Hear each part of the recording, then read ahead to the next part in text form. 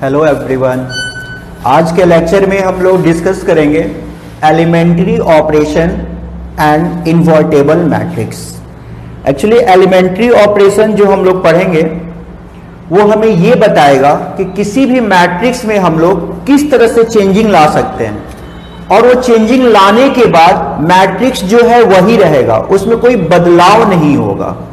और इनके हेल्प से हम लोग इन्वर्स निकालना सिखाएंगे। इन्वर्स उसी मैट्रिक्स का निकलता है जो इन्वर्टेबल मैट्रिक्स होता है।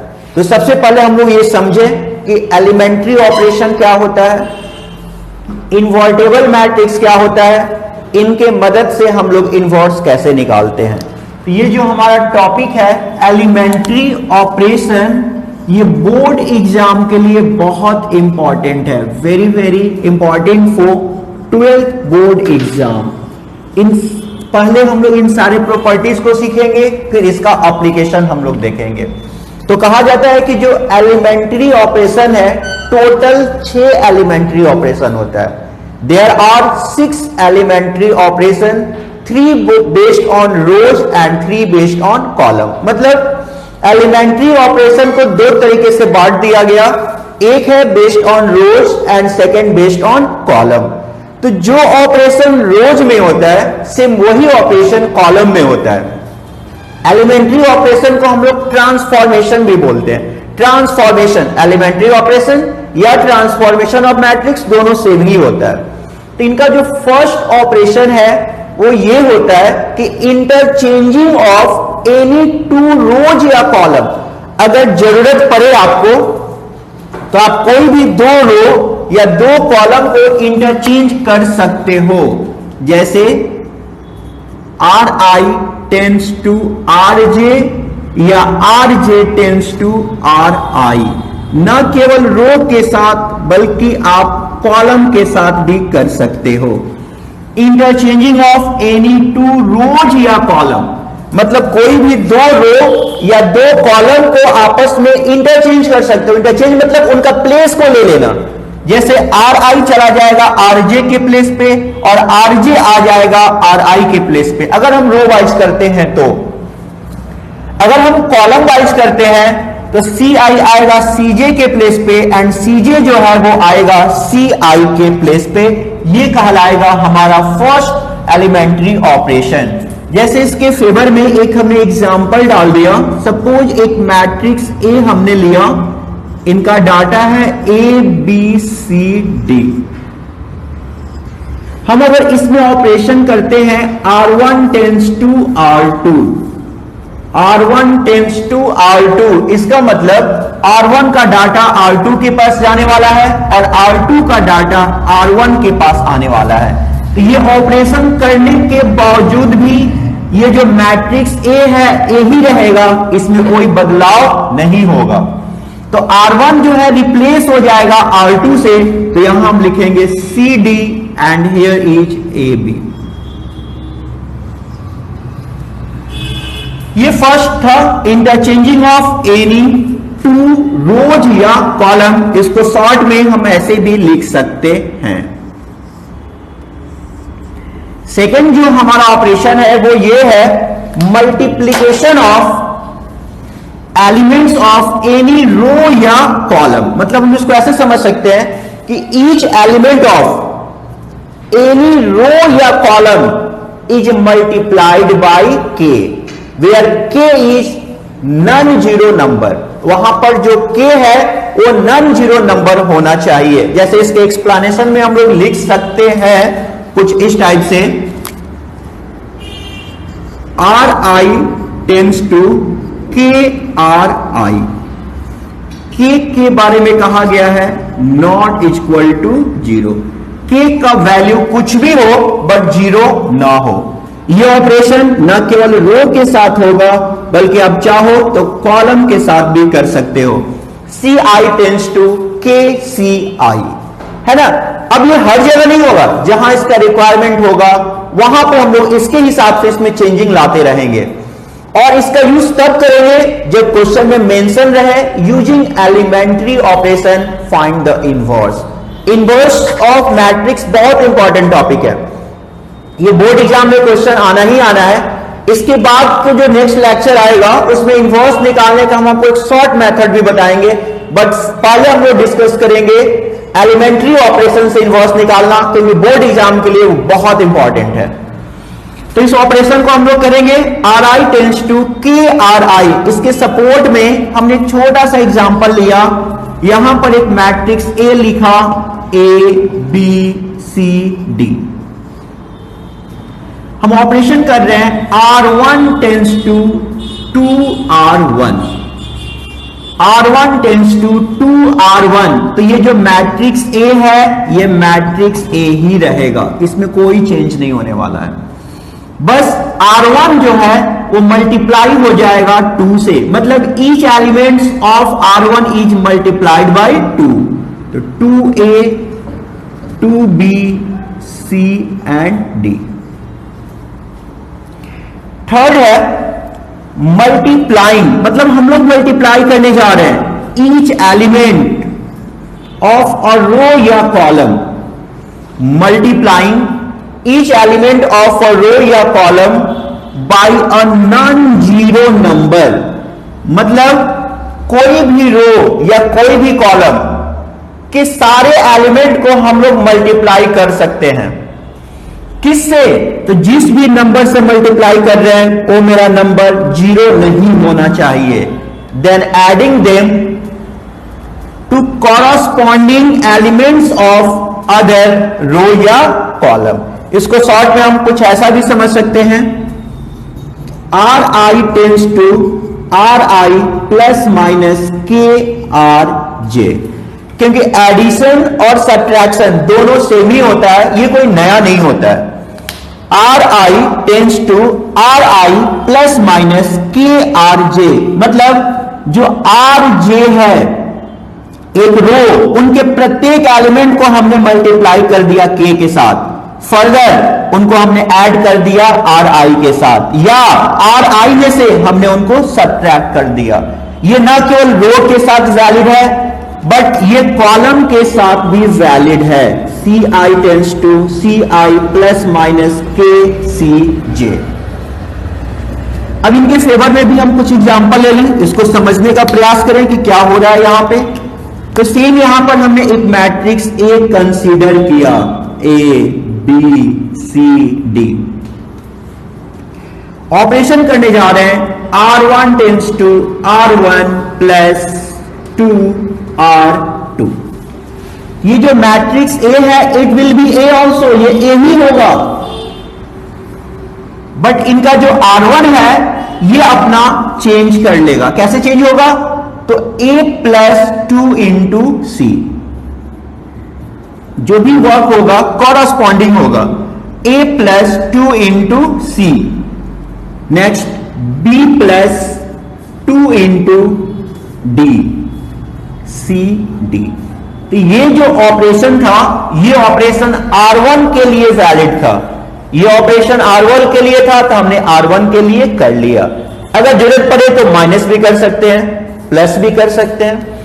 इस तरह से देखिए हम लोग तो टोटल 6 एलिमेंट्री ऑपरेशन है, 3 based on row and 3 based on column. उसको शॉर्टली समझ लेना है, कोई भी 2 रो 2 कॉलम को इंटरचेंज कर सकते हैं। किसी भी रो किसी भी कॉलम के सारे एलिमेंट को हम लोग नॉन जीरो से मल्टीप्लाई कर सकते हैं, मल्टीप्लाई मींस डिवाइड भी कर सकते हैं। कोई भी 2 रो 2 कॉलम के कॉरस्पॉन्डिंग एलिमेंट को हम लोग ऐड कर सकते हैं। जरूरत पड़ रहा है ऐड करने के पहले किसी नंबर से मल्टीप्लाई करना तो हम लोग मल्टीप्लाई भी कर सकते हैं, बस ये ध्यान देना होगा कि वो नंबर 0 ना हो।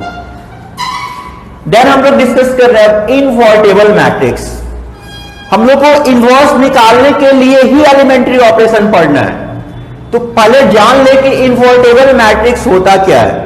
इनवर्टेबल मैट्रिक्स मतलब वह मैट्रिक्स जिसका इनवर्स एग्जिस्ट करे वो इनवर्टेबल मैट्रिक्स कहलाएगा। इनवर्स उस मैट्रिक्स का एग्जिस्ट करता है जो एक स्क्वायर मैट्रिक्स हो। जो कौन सा मैट्रिक्स हो? एक स्क्वायर मैट्रिक्स हो। एक स्क्वायर मैट्रिक्स का ही इनवर्स एग्जिस्ट करता है। अगर स्क्वायर मैट्रिक्स ना हो तो इनवर्स एग्जिस्ट कभी नहीं करेगा। तो इसको हमने डिफाइन किया कि अ स्क्वायर मैट्रिक्स ए, मतलब ए यहां पर एक स्क्वायर मैट्रिक्स है ऑफ ऑर्डर n। किस ऑर्डर का है वो? तो एन ऑर्डर का एक स्क्वायर मैट्रिक्स है, इज सेड टू बी, यहां शॉर्ट में हमने लिखा this one represent invertible matrix. A square matrix A of order n is said to be invertible matrix if there exists a square matrix B of order n such that AB बराबर BA बराबर IN। IN यहां बता रहा है I for identity matrix, N for its nth order. अब इस चीज को समझना है कि अगर एक मैट्रिक्स हमारा A है तो उसका जो इनवर्स होगा वो मैट्रिक्स बी होगा, और वो मैट्रिक्स बी और मैट्रिक्स ए का ऑर्डर सेम होगा, ऑर्डर सेम होगा, और वो स्क्वायर मैट्रिक्स होगा। क्लियर है ना?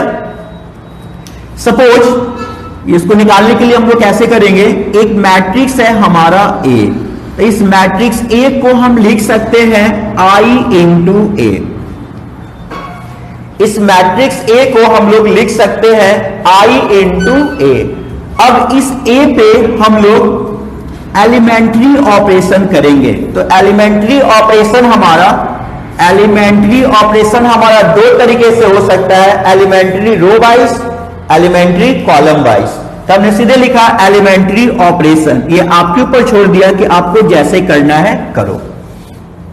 तो मैट्रिक्स ए पे हमने एलिमेंट्री ऑपरेशन करना शुरू किया, उसके साथ साथ इस आई पे भी एलिमेंट्री ऑपरेशन होगा।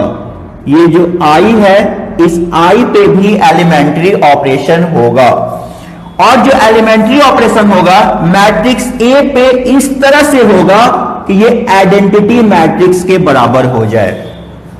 मैट्रिक्स ए पे एलिमेंट्री ऑपरेशन कुछ ऐसा होगा कि मैट्रिक्स जो ए है वो आइडेंटिटी मैट्रिक्स के बराबर आ जाए। तो आई पे भी एलिमेंट्री ऑपरेशन आ रहा है, तो ये जो आई मतलब आइडेंटिटी मैट्रिक्स था ये अपना नेचर को चेंज करेगा। तो जैसे ही ये ए आइडेंटिटी मैट्रिक्स के बराबर होगा तो आई का उस समय जो वैल्यू आएगा वो इसका इनवर्स कहला जाएगा। ए पे हमने एलिमेंट्री ऑपरेशन किया, एलिमेंट्री ऑपरेशन कुछ इस तरह से किया कि आइडेंटिटी मैट्रिक्स के बराबर आ जाए। इसके कॉरस्पॉन्डिंग ये जो आइडेंटिटी मैट्रिक्स है इसमें भी सेम वही ऑपरेशन होगा जो इस मैट्रिक्स ए में हो रहा है, जो इस मैट्रिक्स ए में हो रहा है। जैसे ही ये ए आइडेंटिटी मैट्रिक्स के बराबर होगा तो ये जो आइडेंटिटी मैट्रिक्स है वो इनका इनवर्स कहलाएगा। यानी कि हम लोग यहां पर लिख सकते हैं दैट इज ए इनवर्स ए बराबर आई, या ए इनवर्स बराबर आई। ये रिजल्ट हमें याद रखना होगा। ए इनवर्स ए बराबर आई मतलब आइडेंटिटी मैट्रिक्स, ए इनवर्स बराबर I, this one also represent identity matrix, ये भी रिप्रेजेंट करता है आइडेंटिटी मैट्रिक्स को। अब हम लोग इनका यूज कैसे करेंगे वो डिस्कस करते हैं।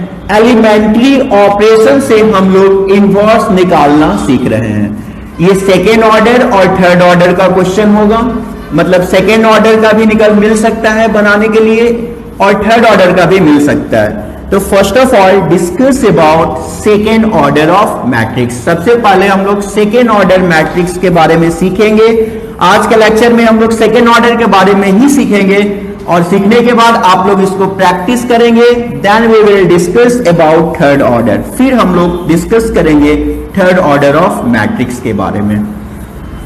इनसे रिलेटेड एक क्वेश्चन हम सेलेक्ट कर रहे हैं, इसको सिखाने का प्रयास करेंगे और वीडियो देखने के बाद ही इसे आप प्रैक्टिस करोगे, बाद के लिए नहीं छोड़ोगे।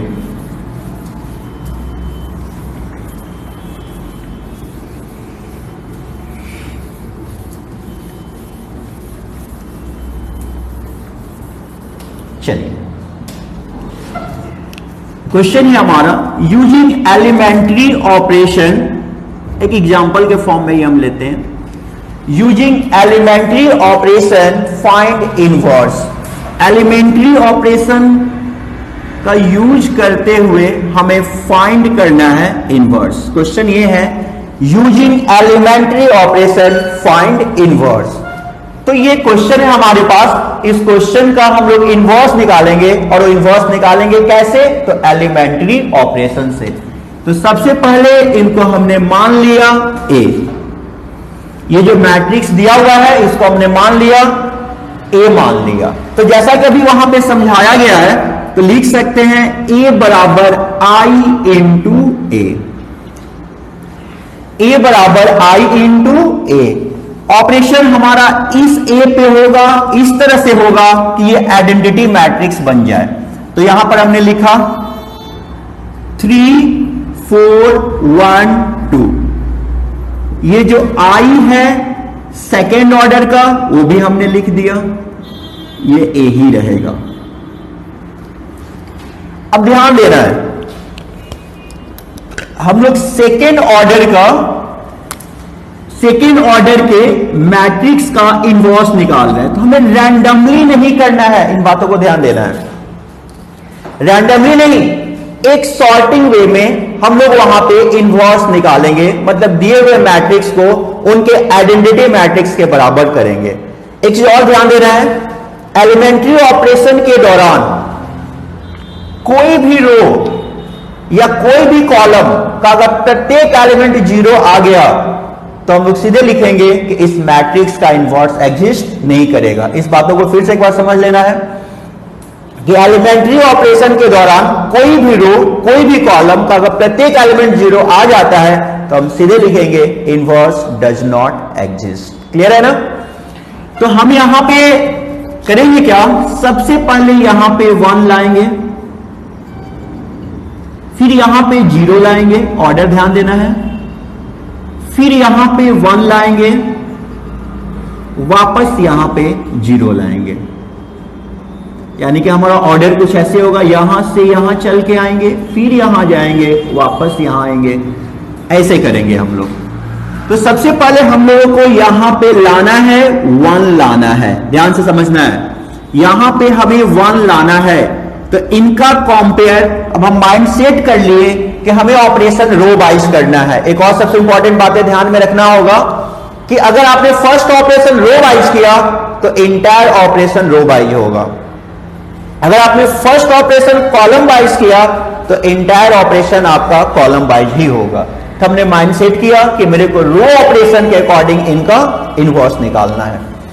तो यहां पे हमें 1 लाना है, यहां पे 0 लाना है। तो क्यों ना R1 को हम लोग R2 के प्लेस पे लिख दें और R2 को R1 के प्लेस पे लिख दें, तो मेरा 1 तो आसानी से मिल जाएगा। और ये हमारा फर्स्ट प्रॉपर्टीज भी है, इंटरचेंजिंग ऑफ एनी 2 रोज या कॉलम। हमने यहां पे ऑपरेशन कुछ ऐसा किया कि R1 को लिख दिया R2 के प्लेस पे और R2 को लिख दिया R1 के प्लेस पे। तो ये ऑपरेशन करने के बाद क्या होगा एक बार देख लेते हैं हम लोग। तो 1 2 3 4